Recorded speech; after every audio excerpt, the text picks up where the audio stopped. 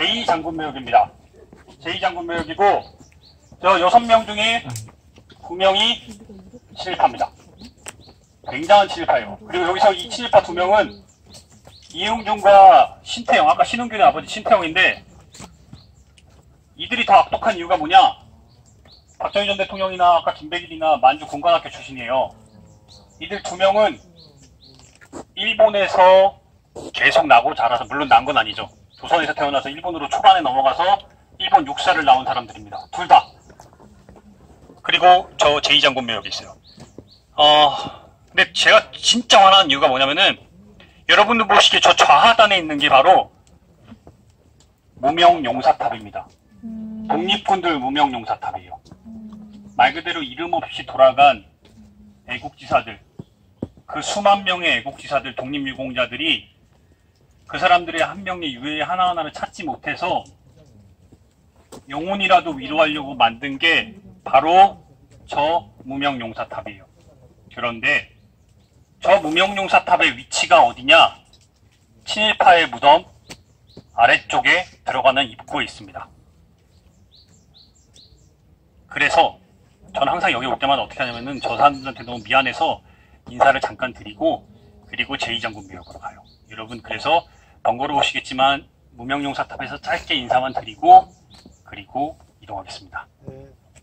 무명용사탑이라고 말씀드렸지만 말 그대로 수만 명의 만주와 중국 지역 그리고 카자흐스탄, 중앙아시아까지 포함해서 이름 없이 돌아가신 그 수만 명의 애국지사들, 독립군들을 유해조차 찾을 수 없는 그분들을 위로하기 위해서 만든 곳이 이곳이고, 여러분 조금 번거로우시더라도 여기서 잠깐만 제가 한 10초 정도만 참배를 하고 이동하는 걸로 하겠습니다. 여러분 이쪽으로 죄송한데 조금만 같이 내려와 주시면은 더 감사할 것 같아요. 왜냐면 우리가 계속 친일파들만 만났잖아요. 친일파들만 만났으면은 일제 36년은 끝나질 않아요.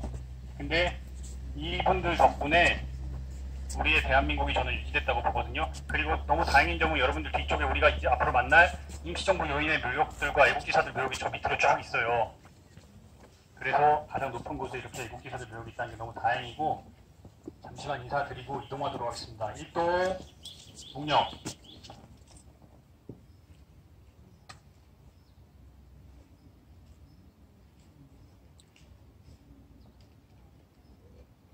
바로 여러분 잊지 않았으면 좋겠어요. 저도 누군지 잘 모릅니다.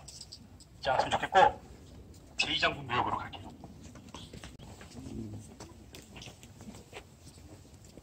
여러분 여기가 4월에 2명의 친일파입니다. 이종찬은 3장군 묘역에 있어가지고 개인적으로 여러분들이 찾았으면 좋겠고, 거기는 조성된 지 얼마 안 됐고, 신태영, 방금 전에 박정희 대통령 묘역 앞에서 만났던 신흥균의 아버지입니다. 우리나라 국방부 장관 4번째 4대 국방부 장관을 지낸 사람이에요. 일본 육사 출신이고 지금으로 치면은 일본의 중령까지 올라간 사람입니다. 중자라고 해서 우리나라 조선인 출신이 올라갈 수 있는 가장 높은 자리에 올라간 사람이 저 첫 번째 있는 이응준, 저 양반이 일본군 중에 가장 높이 올라간 사람이고, 두 번째 높이 올라간 사람이 이 사람이에요. 신태영. 부자가 친일파입니다. 근데 이 신태영도 진짜 나쁜 놈인 게, 제가 아까 백낙준 묘에서 뭐라고 말씀드렸죠? 우리 청년들을 글과 말을 이용해서 간도로 보냈던 인물이라고 했죠.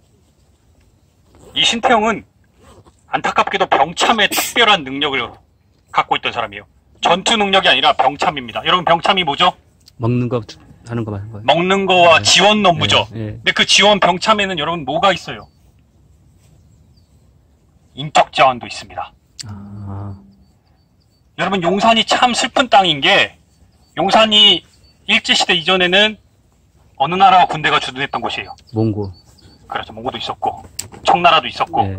일본이 있었고, 그래서 효창원이 여러분 정조대왕의 그 아들이 묻혔던 곳인데 일제가 거기다 무슨 짓을 했어요? 공원. 골프장을 지었죠. 그래서 김구 선생이 1945년에 해방 후에 가장 먼저 한 일이 박열 선생을 통해서 세 분의 유해를 모셔와가지고 거기 효창원에 세웠죠. 윤봉길 의사와 또 누구예요? 이봉창 의사와 한 분 더 백정기 의사를 모셔와서 뭐라고 말씀하셨어요? 민족의 정기를 바로 세우겠다면서 용산에다가 세운 거죠. 그렇죠? 효창원. 근데 거기 효창원 입구에다가 이승만 대통령이 1960년에 무슨 짓을 했어요? 당시 아시아 최대 규모의 축구장을 만들었죠. 박정희 전 대통령이 김구 선생 묘역과 324 묘역 머리에다가 무슨 짓을 했어요? 방공탑을 세웠어요. 조상 머리 위에다 방공탑을 세웠어요. 근데 제가 이 얘기를 왜 하냐? 1940년대 지금 이 신태용이 무슨 짓을 했냐? 용산역의 사령관이었어요. 병참기지 사령관. 우리 청년들과 우리 물자를 뽑아서 간도지역과 열화성 지역에서 있는 일제 전쟁에 우리 청년들을 끌어모아서 보낸 사람이에요. 부자지간이. 그리고 나중에 한국전쟁 중에 4번째 국방부 장관이 됩니다. 처음에는 해방 후에 부자지간이 좀 간이 작아요. 아들은 오키나와에서 숨어 지냈고 와가지고 몸을 숨겨요. 해방 후에. 그런데 어떻게 다시 전면에 등장하냐? 왜 등장을 했을까요? 제주 4.3입니다. 여순항쟁 사건이 발생을 했을 때 전면 등장을 해서 그 반란군이라고 칭해지는 여순항쟁의 그 제주도를 진압하라는 명령을 거부한 여수 순천 지역의 군인들을 진압합니다. 누구랑? 김백일이랑. 다시 우리 군의 주인공으로 등장을 하는 겁니다. 용산 병참기지 사령관 출신이에요. 사령관 출신입니다. 개화의 선구자로 초국에 반성하시었고 강직과 청렴으로 시대의 등불이었다. 어디에도 친일 기록은 없어요. 부차 말씀드리지만 이명박 정권 때 공인한 친일파입니다. 가시죠. 옆에. 신태용을 한 거는 그렇게 길지 않아요. 히라야마 호에이, 이용준, 우리나라 초대 육군 참모총장입니다. 마찬가지로 일본 육사를 나왔어요. 근데 신태용이 병참에 좀 더 탁월한 능력을 보였다면은 이용준도 마찬가지로 병참 쪽에 탁월한 능력을 보긴 했는데 저 사람은 후방 병참, 이 사람은 전방에서 병참을 꾸려가지고 지원을 했던 인물들입니다. 그리고 이 이용준의 가장 나쁜 점은 뭐냐? 조선인이 올라갈 수 있는 가장 높은 위치까지 올라간 군인입니다. 대좌, 대령입니다. 장성은 될 수가 없었어요. 조선인들은 장성이 될 수가 없었어요. 유일하게 단 한 명, 대령까지 올라간, 대자까지 올라간 인물이 여러분 보시기에 이 앞에 있는 이용준입니다. 떵떵거리고 살았어요. 육군 참모총장으로.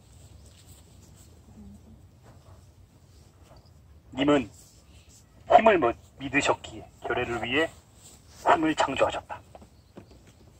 군의 아버지네요. 군의 아버지라고 써있어요. 마찬가지로 그 앞에서 말씀드린 김백일과 신태용이 제주 4.3을 통해서 복권했다면 이 이용준 같은 경우는 처음부터 우리나라 조선경비대와 우리나라 육군을 창설하는데 역할을 했습니다. 미군과 함께. 그래서 군의 중추 역할을 맡았던 거예요. 근데 제가 제일 화나는 부분이 뭐냐? 여러분들 올라올 겁니다. 여기 조심하세요. 미끄러워요. 올라오시죠. 현충원은 제 책에 못 넣었어요. 왜냐면 저는 중국을 취재하고 나서 일본 대만을 취재하고 나서 현충원을 뒤늦게 갔다 오고 나서 제일 많이 제가 올해 지금 11번째 현충원에 오는 거거든요. 몰랐어요. 잘. 가기 전에는 저분들의 무덤만 봤어요. 지금 보기에 저 앞에 경준쌤이네요. 저 우리 책 만드신 분이에요. 여러분 저 앞에 보기에 지금 4명의 무덤이 있죠. 우리나라 국무령과 대통령을 지내신 분들입니다. 임시정부에서. 두 번째 지금 열에 계신 분들이 계시죠. 우리나라 국무총리와 외무부 장관, 국무부장을 지내신 분들이에요. 세 번째 계신 열에 계신 분들이 보이죠. 우리나라 국무위원을 지낸 분들이에요. 그리고 저 밑에 지금 나무에 가려서 잘 안 보이는데 저기가 바로 의열단과 여러 애국지사들이 모여 계신 의병장 출신들이 저기 계십니다. 네, 여러분 지금 보이세요? 친일파. 여기서 저 끝에 있는 여러분 저 지금 두 번째 열에 저 계단 옆에 좌측이 첫 번째 저게 신규식 선생, 예관 신규식 선생이 보여요. 제 책을 보신 분들 아시겠지만 임정로드 4,000km의 주인공입니다. 1993년까지 중국에서 70년 동안 잠들어 계시다가 YS 정권이 들어서고 나서 그제야 70년 만에 유해를 모시고 와서 모신 게 저기예요. 우리나라 2대 대통령을 지낸 박은식 선생이 저기 있습니다. 근데 여러분 보세요. 몇 미터 올 것 같아요? 70m도 안 돼요. 이 친일파들 묘에서 애국지사 벽까지 70m도 안 돼요. 더 기가 막힌 건 여러분 조심해서 내려오세요. 이장군묘역에서 바라볼 때 입구에 뭐가 있죠? 대한독립군 무면용사 위령탑이 있어요. 이 악질 친일파 2명이 이렇게 잠들어 있는데, 국가에서 공인한 친일파 2명이 잠들어 있는 이 묘역에서 대한독립군 무명용사 위령탑이 저기 있네요. 그리고 여러분들 보시기에 밑에 국어 보는 자리에 우리나라 대한민국을 지킨, 대한민국을 만든 사람들의 무덤이, 그것도 이국 땅에서 몇십 년을 잠들었던 분의 무덤들이 저기 있어요. 여러분 이거 어떻게 해야 돼요? 이거 어떻게 해야 될까요? 제가 올해만 지금 11번째 지금 현충원에 오는데 모르겠어요. 진짜. 맞아요. 네. 솔직히 이장 좀 했으면 좋겠는데 모르겠어요. 법은 막혀있고 반당 빼 막혔죠. 5개의 법이 여태까지 올라왔는데 2개는 그냥 폐기됐고 3개가 지금 계류 중인데 통과는 요원하고. 아이고 제가 계절이 바뀔 때마다 오거든요. 나 미쳐버릴 것 같아요. 여기 오마이뉴스와 민족문제연구소가 같이 친일인명사전을 만들었을 때 67명의 친일파로는 전 말씀드리지 않을게요. 누차 강조하지만 국가에서 공인한 11명의 친일파, 그 중에 7명이 여기 잠들어 있는데, 제가 여러분 만국공묘, 중국에 다음 주 이제 토요일날 갈 곳인데, 만국공묘 가장 안쪽에 저 예관 신규식 선생과 박은식 선생과 노백린 장군이 잠들어 있던 곳이 거기예요. 거기서 70년 넘게 다 잠들어 계셨던 분들을 그나마 유해를 모시고 온 곳이 여기예요. 제가 작년에 투어를 현충원 혼자, 저기 중국 가기 전에 혼자 여기서 선생님 잘 다녀오겠습니다 말하고 나서 떠났는데, 그땐 몰랐어요. 이렇게 친일파들 잠들어 있다는 건 아는데 이 위치 몰랐어요. 갔다 오고 나서 올해 100주년 기사를 준비하면서 1월 달에 친일파들이 잠들어 있는 데가 여기더라고요. 미쳐버리겠더라고요, 진짜. 내려가서 보여드릴게요. 어떤지.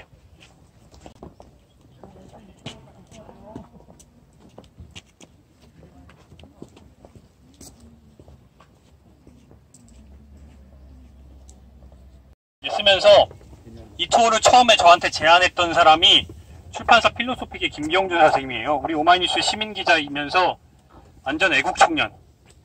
정말 미친 듯한 애국청년.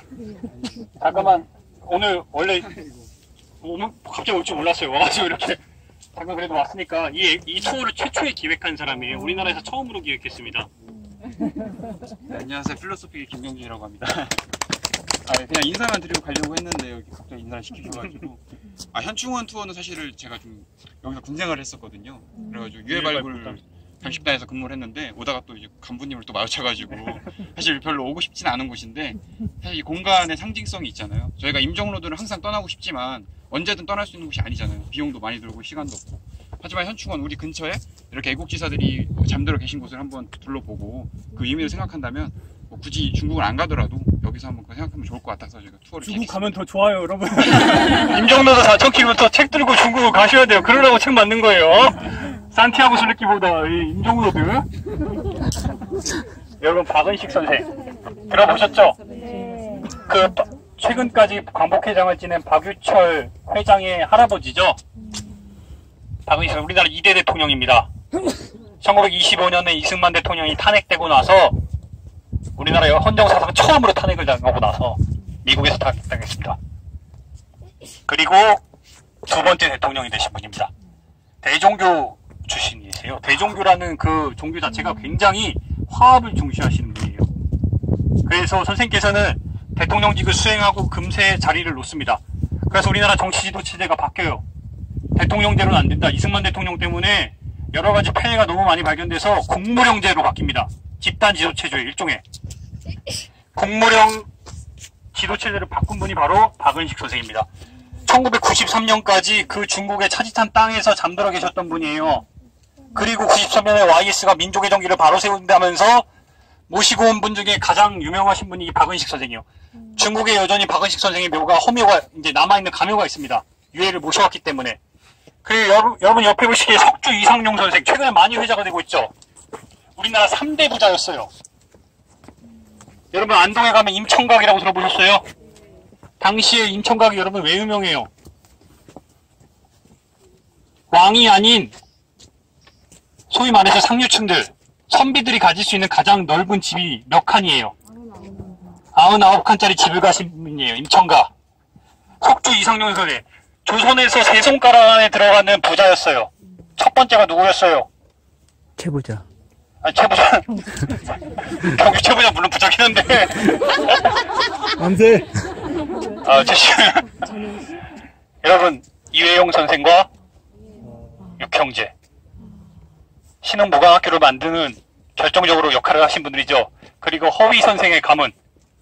그리고 또 다른 한 분이 석주 이상용 선생입니다.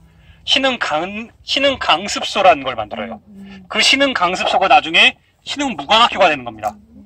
우리나라 국보령을 지내신 분이에요. 그런데 국보령을 지내신 분의 지금 보세요. 저기요. 그리고 옆에 볼까요? 여러분 제가 1919년 4월달에 상하이 임정부만 아니라 서울에도 임시정부가 만들어졌다고 그랬죠. 한성정부를 만드신 분입니다. 홍진 선생. 나중에 우리나라 국무령을 지내세요. 여러분 지금으로 치면 다 대통령들이에요. 대통령의 위치에 있는 분들이 지금 여기 계신 거예요. 그리고 양기탁 선생. 언론인 출신입니다. 언론인 출신 중에 가장 높은 위치까지 올라가신 분이 바로 양기탁 선생이에요. 양기탁 선생이 여러분 유명한 게 뭐냐? 현실판 도망자를 찍으신 분이에요.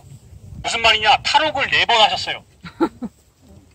탈옥하고 독립운동하고 잡혀가고 탈옥하고 독립운동하고 잡혀가고 그걸 4번이나 하신 분이에요. 대단하신 분이에요. 얼마나 멋있게 생겼는데요. 이 눈매가 나중에 사진 한번 찾아보세요. 양기탁 멋있어요. 지금 찾아보셔도 됩니다. 부리부리합니다. 양기탁 선생. 내려가시죠. 이 일렬이 지금 국무령과 대통령을 지으신 분인데 지금 친일파가 지금 저기 있고 두 번째 신규식 카이저 수호염과 선글라스를 끼고 있어요. 1920년대 초반에 예관 신규식. 어때요? 여러분 예관 흘겨보다는 뜻이에요. 흘겨보다. 독약을 2번 마셨습니다. 독약을 2번 마셨어요. 1905년에 무슨 일이 일어났어요? 을사 늑약이 일어났죠. 을사 늑약이 여러분 뭡니까? 을사오적이 나라를 팔아먹은 거는 정확하게 팔아먹은 건 경술국치고 외교권을 팔아먹은 날이죠. 예관 신규식 선생이 당시에 대한제국의 군인이었습니다. 장교였어요. 신식군대. 고종황제가 그렇게 아꼈던 청준. 맞아, 청주 출신입니다. 맞아요. 청주 출신이에요, 선생님? 아, 이렇게 또 지역 사람이 이렇게. 네, 집안이 대단하신 분이에요. 자부심을 가져도 됩니다. 어쨌든 계속 설명을 드리면, 대한제국의 군인 출신인데, 을사오적이 외교권을 팔아먹었다는 소식을 듣고 여러분 어떻게 했을 것 같아요? 화가 나서, 맞습니다. 화가 나서 이 을사오적을 때려 죽이겠다면서 혼자 을사오적 집들을 찾아다닙니다. 근데 이미 일제에 큰 보호를 받고 있을 때예요. 아무것도 할 수가 없어. 예관 선생님이 그래서 어떻게 했습니까? 그리고 자기가 있던 군대도 어떻게 됐어요? 일제에 의해 해산당했어요. 몽둥이 들고 다니면서 을사오적 죽인다고 말했던 사람이에요. 우리나라 신식군대의 장교가. 그래서 답이 없으니까 여러분 어떻게 했습니까? 군인으로서 독약을 마셔요. 내가 더 이상 군인으로서 할 수 있는 게 없어. 의병을 일으켰는데 자기 부하들과 함께 의병을 일으켰는데 일제가 완전히 탄압을 해요. 막 대한문 앞에서 다 죽어나가요. 할 수가 없는 거예요. 독약을 마셔. 구사일생으로 살아납니다. 누가 살려요? 가족들이 처음에 살립니다. 1910년에 나라가 또 뺏겨요. 나라가 뺏기니까 또 마십니다. 근데 누가 살려요? 대종교의 나철 선생이 살립니다. 종사 나철. 근데 이 말씀을 왜 드리냐? 선생이 그러고 나서 1911년에 상하이로 망명을 합니다. 우리나라 최초예요. 신해혁명이 일어나는데 순원 선생에 의해서 우리나라 최초로 참가한 인물입니다. 유일한 인물이에요. 왜 모두가 만주로 갈 때 혼자 상하이로 갔을까? 이 사람이 없었으면 대한민국이 없었습니다. 제가 단언컨대 없었습니다. 왜 이 말씀을 드리냐? 예관 신규식이 상하이에 가고 나서 가장 먼저 한 일이 그 지역에 있던 국제도시였잖아요.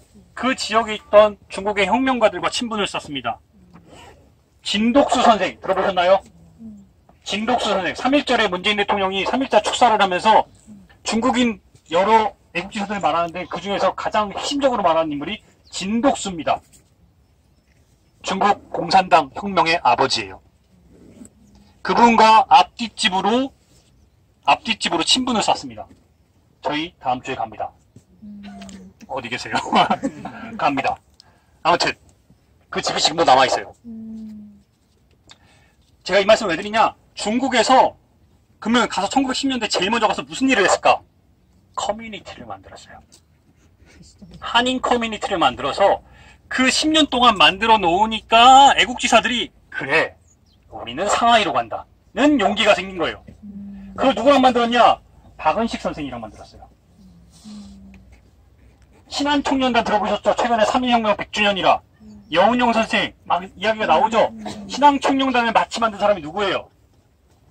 이분이에요. 예관. 여러분 선글라스와 카이조 수업을 왜 길렀을까요? 선글라스를 계속 쓰고 다녔어요.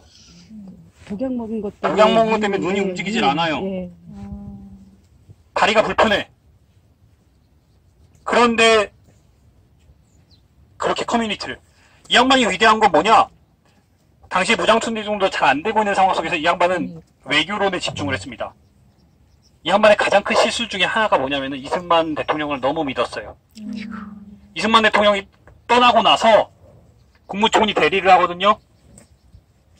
우리나라 임시정부가 여러분 건국절 이상한 소리 하죠. 1948년이 우리나라 건국절이 이상한 소리를 하는데 1921년에 이 신규식 선생이 어떤 일을 하냐? 우리나라 국무총리 대행으로서 광동에 만들어진 순원의 호법정부에 가가지고 외교권을 행사합니다. 여러분 이게 무슨 말이에요? 나라가 없었어요? 나라가 있었던 겁니다. 대한민국이라는 나라의 국무총리가 광동에 가서 광저우에 가서 순원의 호법정부에 가가지고 순원 선생과 나라 대 나라로 외교 행위를 하는 겁니다. 근데 나라가 없었을까요? 93년에 돌아온 선생의 묘가 그 차짓한 땅에서 잠들었던 선생의 묘가 이렇게 왔는데 선생님 마지막에 여러분 22년에 돌아가셔요. 단식으로 돌아가셔요. 25일 동안 곡기를 끊어요. 왜 끊었을까요? 이 외교론을 주창했던 사람들이 독립이 될 거라고 믿었어요. 근데 막 위임청원이 나오고 막 별 얘기들이 다 나오기 시작을 하니까 내부에서는 막 임시정부 없애라. 안 된다. 선생님께서는 끝까지 임시정부 주창론을 강조했던 분이고 내부에서는 막 외교투쟁론, 무장투쟁론, 실력양론 해가지고 막 싸워요. 개조파랑 창조파랑. 가장 높은 위치에 있던 사람이에요. 방법이 없어. 25일 동안 곡기를 끊어요. 마지막에 유언이 정부입니다. 그리고 죽어요. 선생이 만든 그 커뮤니티는 임시정부로 발전했고 지금의 대한민국까지 이어진 겁니다. 그런데 친일파들이 저기 있네. 제가 작년에 여기 4월달, 3월달에 왔을 때는 선생한테 인사만 드리고 갔어요. 갔다 오고 나서 작년 말부터, 가을부터 해가지고 겨울 계속 여기로 왔다 갔다 하니까 올 때마다 너무 화가 나는 거예요. 여기가 진짜 제일 미치겠어요. 내 신규식이란 인물에 내가 너무 오랫동안 빠져 있어서 너무 화가 나는 거예요. 더 화가 나는 사람 말해줄까요, 여러분? 대한민국 광복군 초대 사령관이 누구였어요, 여러분? 여러분 누구였어? 나와서 가장 먼저 여러분 한 일이 뭘 것 같아요? 일본군을 탈출해서 만주로 올라갑니다. 신흥무관학교를 만들어 가요. 신흥무관학교에서 같이 당시에 신흥무관학교가 만들었지만 교육할 사람이 없잖아요. 장교로서 복무했습니다. 그리고 광복군 초대 사령관이 돼요. 우리나라 진공작전, 진격작전을 준비했습니다. 그런데 개인 자격으로 돌아오네요. 해방 후에 군인으로 했을까요? 군인이 안 됩니다. 설 자리가 없어요. 설 자리가. 광복군 사령관인데 침입했다네요. 설 자리가 없는. 물론 철기 이범석 장군이 국방부 장관을 하긴 했지만 이범석 장군에 대해서는 제가 할 얘기가 많기 때문에 우리나라 광복군 사령관을 지낸 분인데 여러분 이 광복군 사령관 여기서부터 저기까지 몇 미터일 것 같아요? 90m예요. 90m. 이게 말이 돼요? 이게 말이 됩니까? 지청천 장군인데 제가 한 분 한 분 다 설명해 드려야 되는데 시간이 없어서 가시죠. 김동삼 여러분 김동삼 몇 시에요? 왜 안 돼? 5분이야. 5분 내려갑시다. 때려박는 느낌인데 미안합니다. 미안해요. 왜냐면은 저 밑에 너무 많아. 저 밑에 너무 많이 지금 잠들어 계셔가지고 손정도 목사님으로 유명하신 분인데 이분이 중요한 이유가 뭐냐면은 임시정부의 의정원의 의장을 지내신 분이에요. 여러분 나라가 돌아가고 있다는 저희 건국절이 왜 말이 안 되는지 다시 한번 설명을 해드리면은 임시정부로 해서 행정부의 기능이 돌아가고 있었죠. 의회도 마찬가지로 돌아가고 있었습니다. 그 의회의 의장을 지내신 분이 바로 손정도 목사예요. 여러분 영화 암살에서 보면 김구선 등이 김원봉 장관을 만났을 때 항저우를 하고 나오는데 자식입니다. 자식에서 이렇게 막 어이 약산 김원봉 이러면서 여기 행정부 밥 먹고 있네. 그 장면 아세요? 예, 예. 오케이 좋습니다. 한 분이라도 아시는 게 좋아요. 그게 너무너무 중요한 장면인 게 나라가 돌아가고 있었다는 증거예요. 비록 이영만리에서 힘들게 독립운동을 하고 있지만 의정원도 있었고 정부도 기능을 했고 군대도 있었어요. 그 의장을 지르신 분이 여기에요. 그런데 더 가까워. 지금 여러분 저기에요. 저기. 이거 어떻게 해야 돼요? 나. 여기 한 분 더 계세요. 김성수. 여러분 김성수 잘 안 들어보셨을 거예요. 김성수 선생.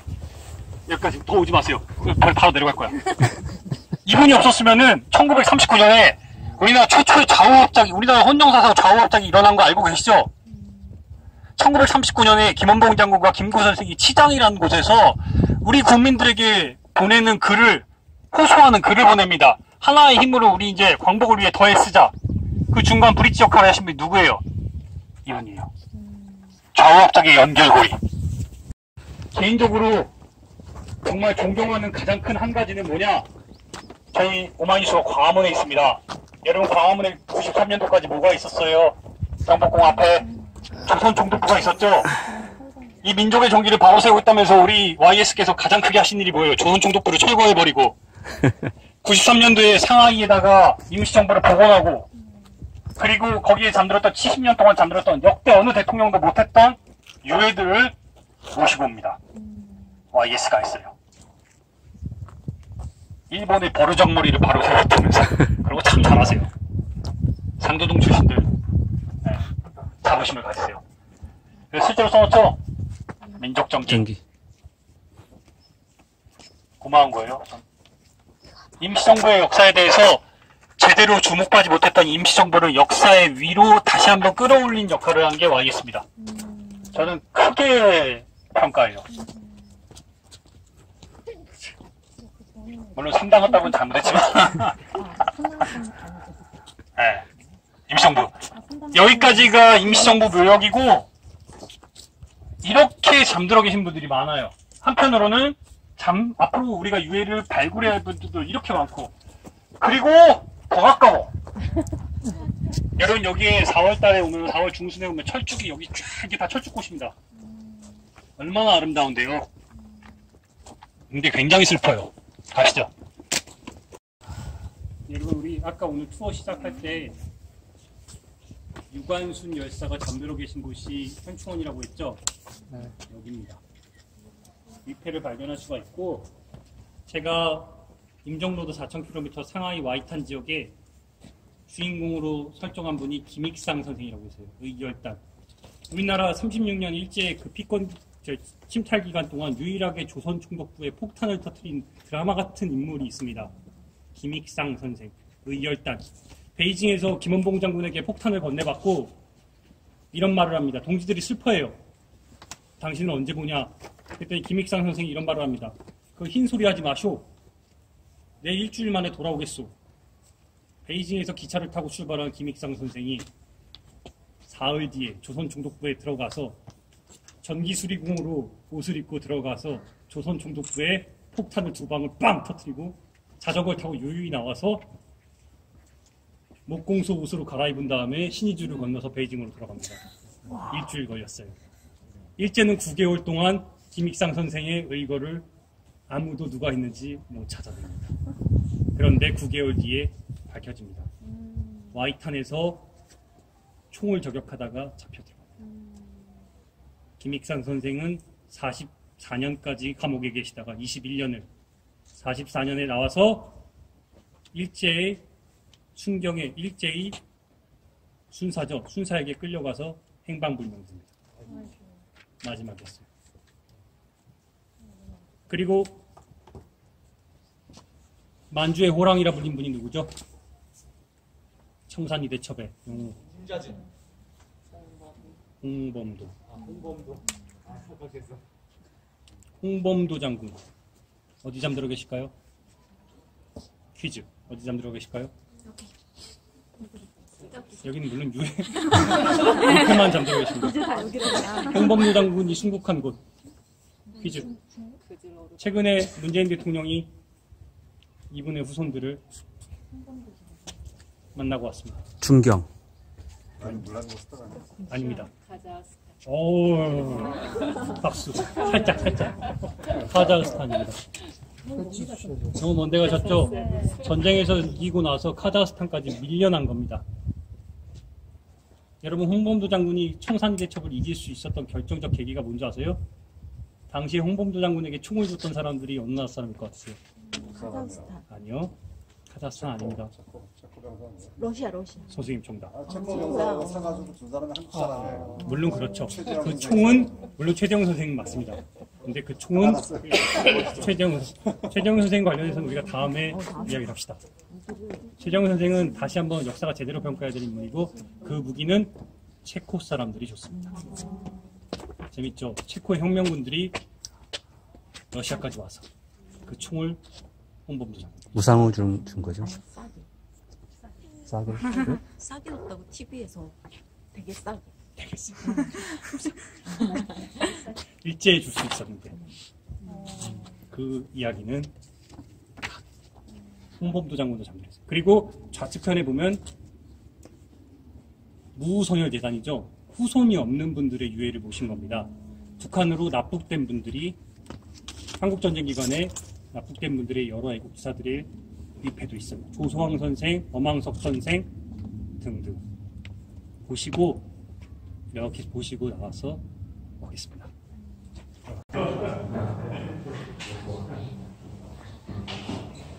선생님을 비롯해서 조소왕 선생, 이종현 선생, 전자 조항구 선생, 엄황석 선생이 김구 선생의 오른팔자 비서였어요. 전부 다 위로 올라가셨는데요. 미안한 거 소리는 안 돼요. 조소왕 선생보다 한균지 우리나라 헌법을 처음에 만드신 분이에요. 다 이쪽에 여기 계시고 그리고 이동희 장군 어디 계시나? 이동희 장군. 네, 이동희 장군. 아까 말씀드린 노영정부의 최초 수장이셨어요. 우리나라 넘버 2 역할을 처음에 초반에 맡으신 분이세요. 그리고 홍범도 장군. 만주의 호랑이 홍범도 장군. 여러분 홍범도 장군 나중에 사진 한번 찾아보세요. 얼마나 멋있는데요. 그런 거 탈 것 같아요. 그리고 방금 말씀드린 김익상 의사. 여러분 아셔야 돼요. 이분은 기억하셔야 돼요. 너무너무 멋있는 사람이에요. 그냥 터져요. 터지다는 표현이 그렇지만 상남자. 나석조 의사. 여러분 심상 김창숙 선생이 총을 건네주신 그 의도가 나석조 선생이 의열사 출신이지만 나석조 선생의 의도는 김구 선생과 임시정부의 지원을 받아서 이루어진 겁니다. 그리고 우선은 유관순 선생님 어디 계시죠? 저기 계신 분, 유관순 선생님 계신 걸 확인하고, 그리고 여러분 이재명 의사 아시죠? 알죠. 이재명 의사. 그리고 보시면 알겠지만 가끔씩 이렇게 중간중간에 위패가 어떻게 돼 있어요? 왜 비어 있을까요? 아니요. 여러분 왜 비어 있을까요? 맞습니다. 누가 얘기했어요? 죄송한데 네, 하나 몇 개 남았어요? 두 개 남았어요. 오케이. 그래서 우리는 찾았어요. 이게 역사가 진보하고 있다는 증거예요. 없어지는 게 옳은 방향이고 얘를 모셔왔기 때문에 이 위패를 이렇게. 네, 내려가시죠. 이 말씀 굉장히 크게 만들어놨었잖아요. 너무 초라하네. 여러분들이 좀 더 공부를 좀 많이 하셨으면 좋겠고, 어쨌든 우리는 지금 친일파들을 다 봤고, 6명을 봤나요? 네, 그쵸, 6명 본 것 같은데. 친일파를 봤고, 그리고 이제 애국지사들을 봤어요. 제가 여기서 강조드리고 싶은 말은 뭐냐면은, 대한민국이란 나라는, 물론 저렇게 친일파들이 득세해서 이렇게 현충원에 잠들어 있는 말도 안 되는 현실도 있지만, 한편으로는 제가 임정로들을 계속 밟으면서 느꼈던 게 뭐냐면은, 정말 미안하고 되게 고마웠어요. 지금 우리가 향유하는 대한민국이라는 나라와 대한민국이라는 민주공화정이라는 정치체제, 그리고 우리의 헌법은 저 사람들이 피 흘려서 지켜낸 거예요. 저렇게 친일파들이 호의호식하면서 득세할 때. 근데 저기에 잠들어 있네요. 이게 역사의 아이러니인데, 영화 암살에 보면은 여러분 전지현이 연기했던 그 실제 주인공이 누구예요? 남자연 선생입니다. 아시죠? 영화 암살에 전지현이 연기했던 총 들고 다녔다. 근데 엄밀히 따지면 남자연 선생은 총 들고 다니진 않았고 독립군의 어머니라 불린 분이에요. 어디에 잠들어 계시냐? 아시죠? 바로 아까 말씀드린 신은균과 신태용과 이용준의 묘가 저기 있는 겁니다. 영화 암살에서 전지현 씨가 실제 모델로, 롤모델로 삼았던 분이 바로 남자연 선생이고, 남자연 선생은 독립운동에 굉장히 뒤늦게 들어가신 분이에요. 40대 이후에 독립운동을 헌신하신 분인데, 말 그대로 자기가 할 수 있는 역할 내에서 독립군의 어머니로 철저하게 역할을 하신 분이에요. 철저하게. 그리고 감옥에 이제 여러 애국지사들이 양기탁 선생님들 앞에서 제가 막 탈주하고 다시 막 하고 막 여러 선생님들 아까 말씀드렸잖아요. 김동산 선생님 비롯해서 아무도 찾아가지를 못하는데 실제로 만주 지역에서 감옥에 다 찾아다니면서 수발을 하신 분이 바로 남자연 선생이에요. 그래서 독립군의 어머니라 불리는 거예요. 그래서 영화에서는 조금 전지현이 좀 아이러니하게 좀 역할을 좀 해서 보여준 거지 실제로 남자연 선생입니다.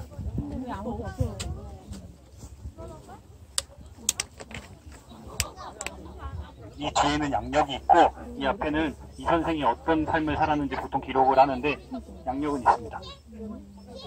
몇 살까지 살았죠? 그런 것들. 선생님 몇 살까지 살았는지 저도 정확히 모르겠어요.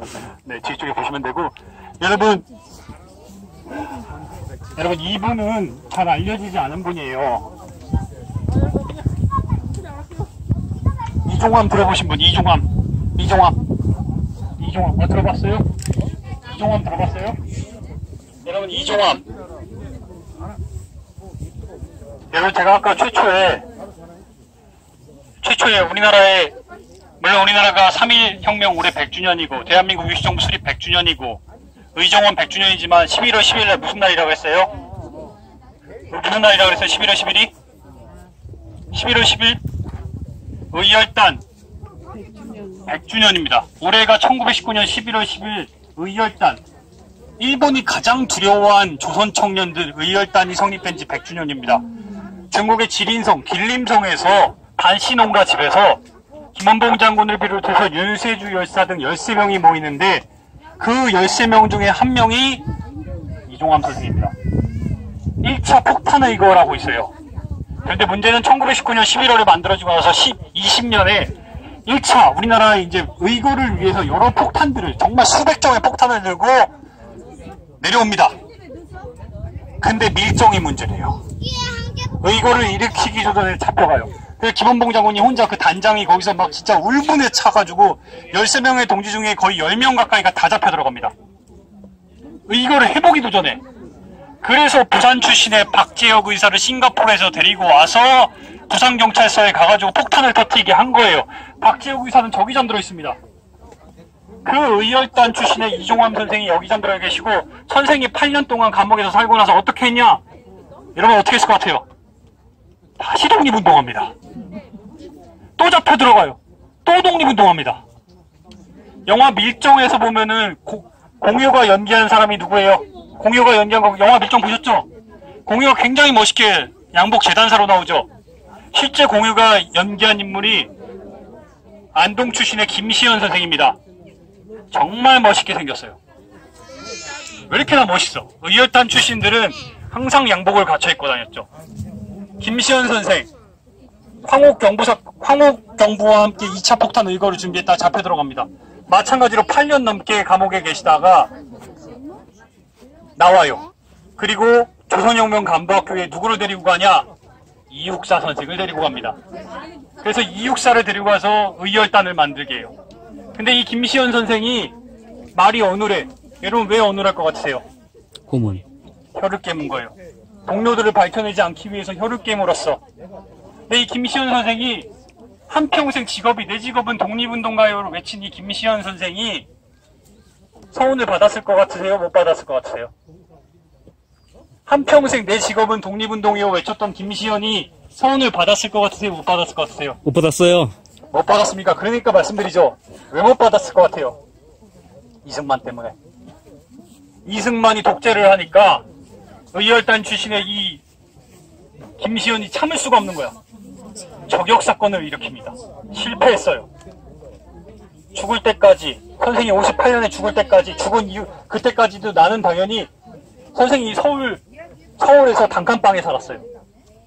근데 죽을 때 그 얘기를 한 거예요. 내 후손들은 잘 살 수 있을 거라고. 왜? 내가 이렇게 독립운동을 했으니까. 서운을 못 받아서, 지금까지. 그리고 이 이종함 선생의 친일파 새끼들이 저기 잠들어 있네. 2명만 더 얘기할게요. 진짜 화나는 사람. 진짜, 아이고, 미안합니다. 여기 오세요. 여러분, 거의 다 왔어요. 제가